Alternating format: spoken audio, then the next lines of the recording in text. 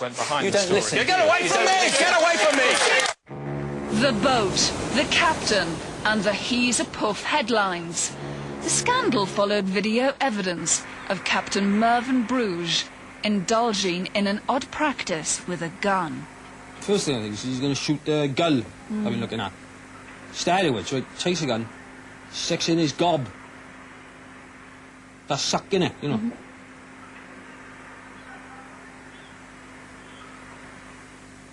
You know, like nurse, like, puts the baby's winky in her mouth to make it go quiet. Like that. Naval denial was swift. Captain Bruges was on deck. He noticed his gun was dirty and he cleaned it. For a while, that was it. Nothing was doing. Until we rooted out startlingly new evidence from this man, Ben Fetch. For a year, he served under Captain Bruges. A lot of the on-board drill were done in the nude, or sometimes just with jock straps. And he used to play loud music while we were doing it.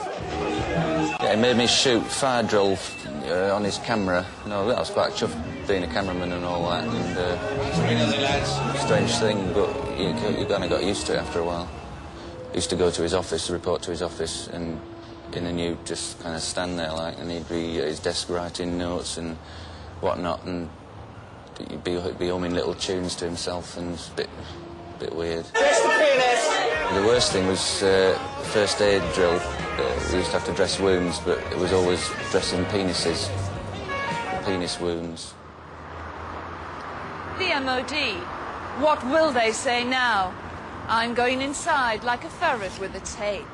What did Sir Hugh Mahags make about devastating new shots? It is absolutely important for every man on board to be able to dress a penis wound.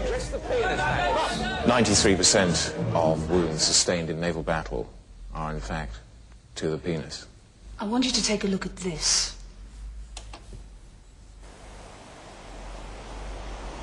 What is the point of that pelvic marching? Two men marching like that present a much smaller target than two men marching like that. Bruges often insisted that on man overboard drill, he was the one thrown overboard, naked. One cannot be ashamed of what one's pulling out of the water.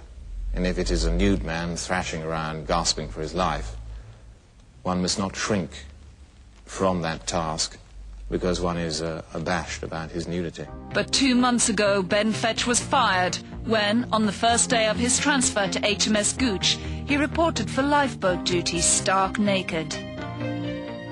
Force of habit, I suppose, isn't it? So that was me done. Court-martial in the slammer, you know. On Watford, nakedness was applicable.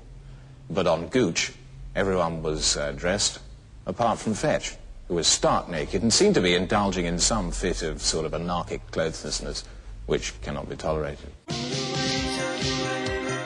Fetch is now unemployed, a victim of the gay boat and of Captain Bruges, who testified against him.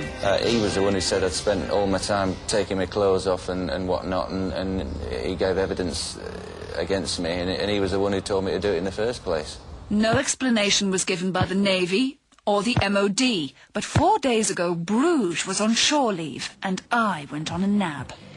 Captain Bruges! Why are you being gay with your men? What? We saw you gobbling a gun like a man's cock. Ah! Get him! You made a point that you say Ben Fetch was dangerously gay. Yes, he's totally gay. Fetch is as gay as a window. What's wrong with being gay? Homosexuals can't swim. They attract enemy radar.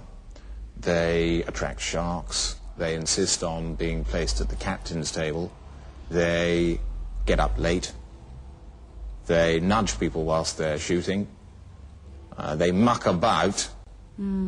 Imagine the fear of knowing you have a gay man on board a boat. When you retire at night, you think to yourself, God, will I wake up and find everybody dead?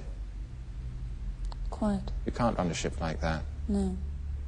So there is a good reason, after all.